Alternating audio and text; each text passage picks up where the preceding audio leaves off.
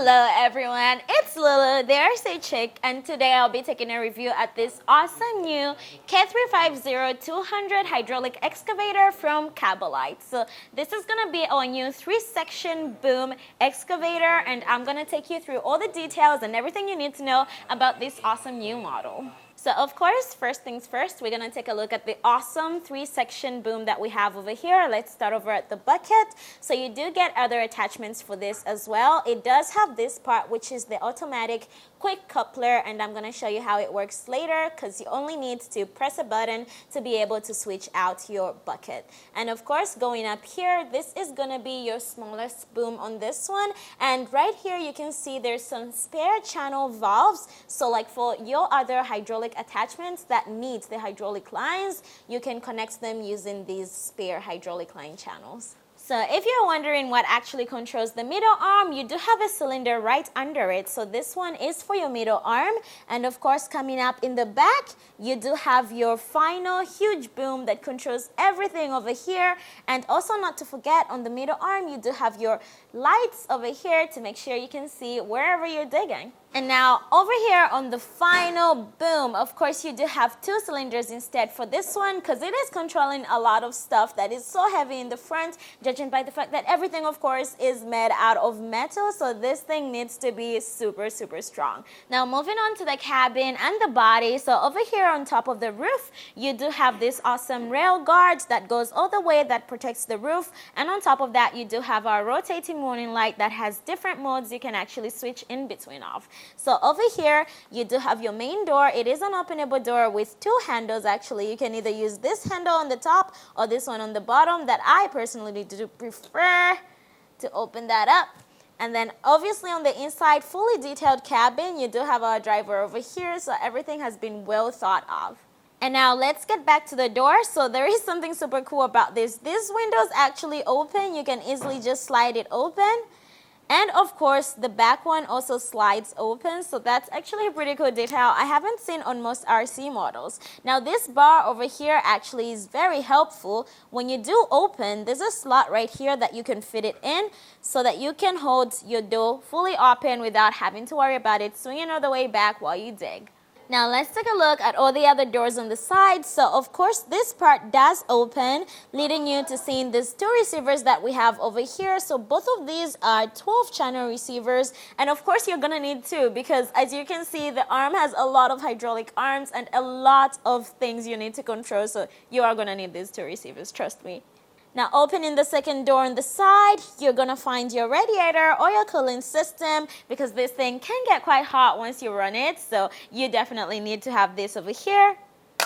Now on the top over here, you do have first of all your decoration GPS over here, and this is going to be your battery compartment. So once you open this up, this door does have a rod over here to support it so it doesn't fall over. And now over here we do have the original battery that it comes with. This is going to be a 10,000 milliamp LiPo battery, which gives you a lot of power and a lot of runtime. And of course over here you do have a bunch of valve block servos as well, and that over here, that's your smoke exhaust pipe. So I think you could actually add a smoke unit to this one to even give it a better realistic feel. And over here, that's where you're going to find your power switch. So all you need is to press it once for it to turn on, and we're going to turn it on very soon. Now over here, that's actually going to be your oil tank. This is where you fill it up from. You just have to unscrew this. It's pretty easy. You can use your hands to do it. And you can actually monitor the level of oil via this little glass over here, so you can see right through. And you can see we have more than enough oil to run this thing. Now this part right here, this is actually what controls the rotation of our body. So right in here, you can only find the motor that controls the rotation. So not too special, the gears for the rotation are right in there. Now on the other side of this excavator, you do get 2 more doors that open, and that's where you're going to find your pump and the pump motor that runs it right over here. So over here, for more details, you do have a handrail as well as a little openable door in there that you can put some stuff that you might like in it. So there's nothing much special, but over here you do have another LED light, so to just make sure everything brightens up over here.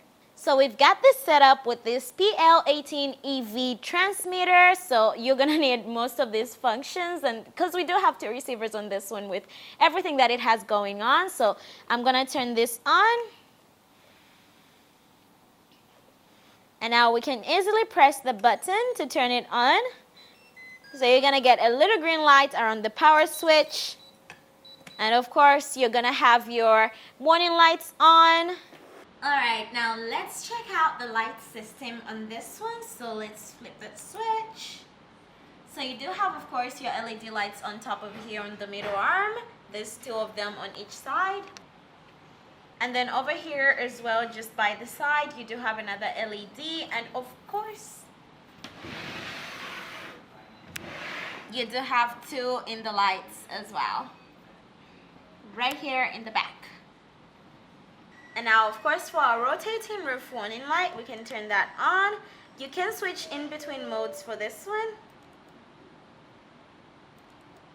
There could be about maybe 4, 5 to 6 different modes, and it has also color changes, which is quite cool. Now, since of course this thing does come with an installed pre-sound unit already, so it does also have volume control, so let's turn that on. So this is the sound at medium volume, so let's try turning it down. So then that's all the way down. The middle, and now high. So that is the highest you're gonna get for this sound unit that's on this one. And you also do get the beep sound, and of course the sound does respond to you moving around.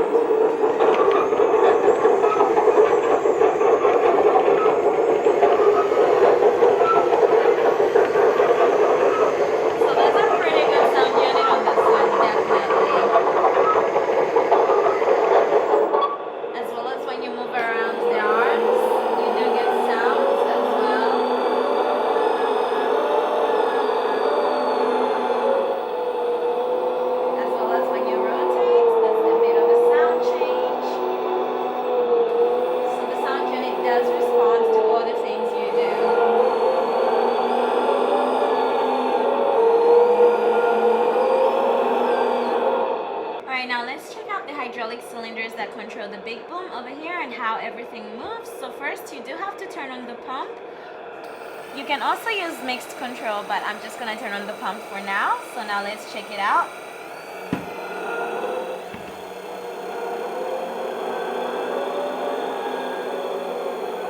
So that's the main boom as far as it goes all the way back. Now all the way down. So it's strong enough to also be able to lift the entire weight of the excavator.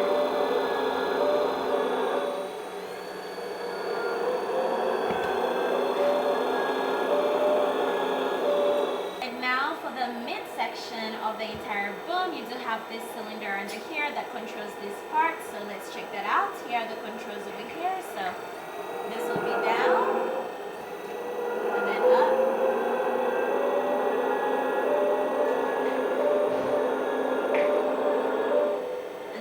As it goes for the reach, which is quite a bit of a distance. I wonder how long the entire arm is once it's stretched out.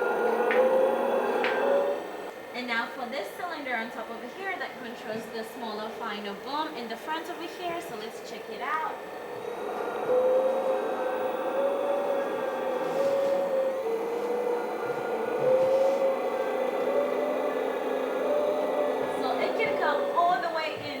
That this might even touch, so you do have to be careful with it.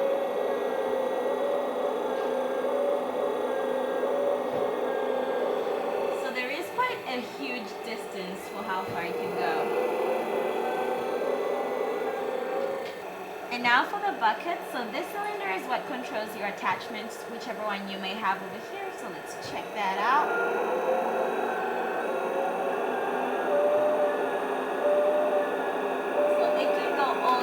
Out.